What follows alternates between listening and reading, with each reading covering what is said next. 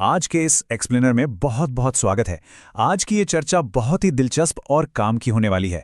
एक सवाल जो अक्सर लोगों के दिमाग में आता है कि क्या सिर्फ 10,000 रुपए जैसे छोटे अमाउंट से वेल्थ बनाने की शुरुआत की जा सकती है? बिल्कुल की जा सकती है। आज हम इसी 10,000 रुपीज इन्वेस्टमेंट ब्लूप्रिंट पर गहराई से बात करेंगे और देखेंगे कि एक छोटी सी शुरुआती पूंजी को सही दिशा कैसे दी जाए। लेकिन आगे बढ़ने से पहले एक बहुत ही कॉमन फैंटेसी का सामना करते हैं।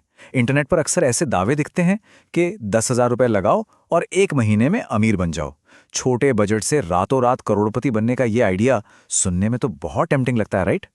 पर क्या ये सच में काम करता है? चलिए इसका एक बहुत ही रियल और प्रैक्टिकल जवाब देखते हैं। सीधी सी बात है, 10,000 रुपए को एक महीने में लाखों में बदलने के दावे प्रैक्टिकली पॉसिबल ही नहीं है। अगर कोई आपको ऐसा दावा कर रहा है तो समझ लीजिए कि वो पक्का कोई फ्रॉड या स्कैम है। चाहे वो शेयर मार्केट हो, जुआ हो या कोई भी नई लुभावनी स्कीम, ऐसी किसी भी जगह से रातों रात अमीर बनने की उम्मीद लगाना सिर्फ अनरियलिस्टिक ही नहीं बल्कि बहुत खतरनाक भी है। इसमें वो पूरे 10,000 रुपए डूब जाने का रिस्क होता है। तो फिर सही रास्ता क्या है रातों रात अमीर बनने के इस मिथक को तोड़ने के लिए? आज हम इन 6 प्रमुख पॉइंट्स को कवर करेंगे। पहला, अमीर बनने की असली सच्चाई। दूसरा, खुद पर इन्वेस्ट करना। तीसरा, छोटे बिजनेस के साथ बड़ी शुरुआत। चौथा, फ्रीलांसिंग और कंटेंट क्रिएशन। पांचवा, शेयर मार्केट का सीखने के लिए इस्तेमाल। और अंत में पेशेंस और सही डायरेक्शन। ये हमारा पूरा रोड मैप रहेगा। तो चलिए पहले पॉइंट से शुरू करते हैं, अमीर बनने की असली सच्चाई और एक प्रैक्टिकल स्टार्टिंग पॉइंट। वार्निंग से हटकर अब जरा इसके सबसे पॉजिटिव पहलू पर आते हैं।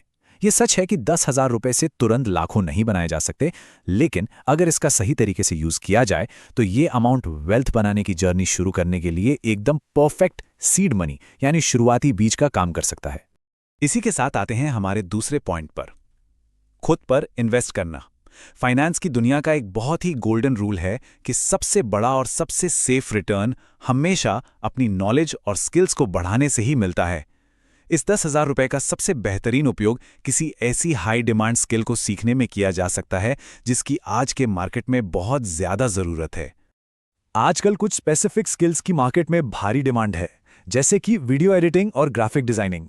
आज हर कोई कंटेंट बना रहा है। यूट्यूबर्स और रील्स क्रिएटर्स को हमेशा बेहतरीन एडिटर की तलाश रहती है। फिर आता है डिजिटल मार्केटिंग और सोशल मीडिया मैनेजमेंट। हर लोकल बिजनेस आज ऑनलाइन आना चाहता है और उन्हें ऐसे लोग चाहिए जो उनके सोशल मीडिया को प्रोफेशनली हैंडल कर सकें। इसके अलावा वेब डेवलपमेंट या कोडिंग जैसी स्किल्स को यूडेमी या कोर्सेरा जैसे ऑनलाइन प्लेटफॉर्म से बहुत ही कम बजट में घर बैठे सीखा जा सकता है। ये 10,000 रुपए उस नॉलेज की चाबी बन सकता है। स्किल डेवलपमेंट के बाद अब तीसरे पॉइंट पर आते हैं, कम रिस्क वाले छोटे बिजनेस के साथ बड़ी शुरुआत। ये 10,000 रुपए एक माइक्रो बिजनेस शुरू करने के लिए एकदम काफी पूंजी है। इसमें रिस्क बहुत कम होता है और बिजनेस के रियल वर्ल्ड डायनामिक्स को समझने का एक शानदार मौका मिलता है। इस छोटे बजट के साथ बिजनेस के 2 बहुत ही कमाल के मॉडल ट्राई किए जा सकते हैं। पहला है होलसेल। इसमें अपने लोकल मार्केट या फिर दिल्ली और मुंबई जैसे बड़े होलसेल बाजारों से ट्रेंडिंग चीजें खरीदी जा सकती हैं, जैसे मोबाइल एक्सेसरीज, टी शर्ट्स या कस्टमाइज्ड गिफ्ट्स।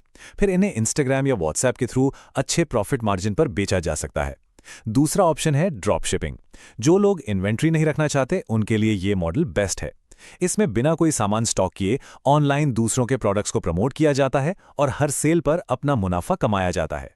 अब बात करते हैं चौथे पॉइंट की, फ्रीलांसिंग और कंटेंट क्रिएशन। ये उन लोगों के लिए एक परफेक्ट रास्ता है जिनके पास पहले से ही कोई ना कोई स्किल मौजूद है। उस हुनर को एक प्रोफेशनल पहचान देने के लिए इस 10,000 रुपए का इस्तेमाल कैसे किया जाए, आइए इसे समझते हैं। इस फंड को बहुत ही स्मार्ट तरीके से एलोकेट किया जा सकता है।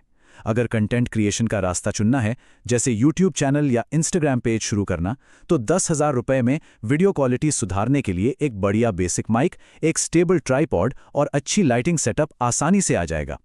वहीं दूसरी तरफ अगर फोकस फ्रीलांसिंग पर है तो अपवर्क या फाइवर जैसे प्लेटफॉर्म्स पर काम ढूंढने के लिए टूल्स खरीदे जा सकते हैं, या फिर काम को बेहतर बनाने वाले किसी प्रीमियम सॉफ्टवेयर का सब्सक्रिप्शन लिया जा सकता है। ये छोटा सा इन्वेस्टमेंट काम की क्वालिटी को एकदम नेक्स्ट लेवल पर ले जा सकता है।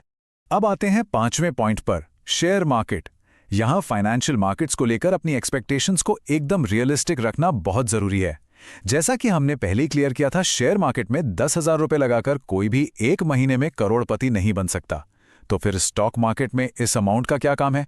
इस पैसे को लर्निंग कैपिटल यानी सीखने की पूंजी की तरह देखना चाहिए। लर्निंग कैपिटल का मतलब है वो फंड जिससे बड़े और तुरंत मुनाफे की उम्मीद करने के बजाय सिर्फ और सिर्फ एक्सपीरियंस गेन किया जाए। इस पूंजी से मार्केट की बेसिक्स, टेक्निकल एनालिसिस और सबसे इंपॉर्टेंट रिस्क मैनेजमेंट सीखा जा सकता है। शुरुआत में बहुत ही छोटे अमाउंट से ट्रेड या इन्वेस्ट करके मार्केट का फील लेना चाहिए। ये 10,000 रुपए फ्यूचर में लाखों का नुकसान होने से बचाने वाली एक बेहतरीन ट्यूशन फीस साबित हो सकती है। इन सभी प्रैक्टिकल तरीकों को देखने के बाद अब हम इस विश्लेषण के आखिरी हिस्से की तरफ बढ़ते हैं, पेशेंस और सही दिशा। यहां एक बार फिर से इस बात को हाईलाइट करना जरूरी है कि रातों रात पैसा डबल करने वाली स्कीमों, लॉटरी, सट्टा या फेक ऐप्स से मीलों दूर रहना चाहिए। ऐसी जगहों पर पैसा लगाने का सीधा सा मतलब है अपने 10,000 रुपए को पूरी तरह से डुबा देना। इस पूरी चर्चा का सबसे पावरफुल और फाइनल टेक अवे यही है कि अमीर बनने का कोई शॉर्टकट नहीं होता। लॉन्ग टर्म में असली वेल्थ सिर्फ और सिर्फ कड़ी मेहनत, सही स्किल सीखने के पैशन और गहरे पेशेंस के जरिए ही बनाई जा सकती है। अगर सही डायरेक्शन में काम किया जाए और नॉलेज पे इन्वेस्ट किया जाए तो समय के साथ ये छोटी सी शुरुआत एक बहुत बड़े फाइनेंशियल एम्पायर में बदल सकती है। इस एक्सप्लेनर को समाप्त करते हुए एक बहुत ही इंटरेस्टिंग सवाल पर विचार करते हैं। आज जिन भी ऑप्शंस पर बात हुई उनमें से सबसे ज्यादा एक्साइटिंग कौन सा फील्ड लगता है? क्या वो कोई माइक्रो बिजनेस है या फिर स्किल बेस्ड फ्रीलांसिंग या कंटेंट क्रिएशन? अपनी रुचि को पहचानना ही सफलता की ओर पहला कदम है। इस जानकारी के बेसिस पर अब आसानी से प्लान किया जा सकता है कि उस 10,000 रुपए की सही शुरुआत किस दिशा में की जानी चाहिए। आज की इस चर्चा में शामिल होने के लिए बहुत बहुत धन्यवाद।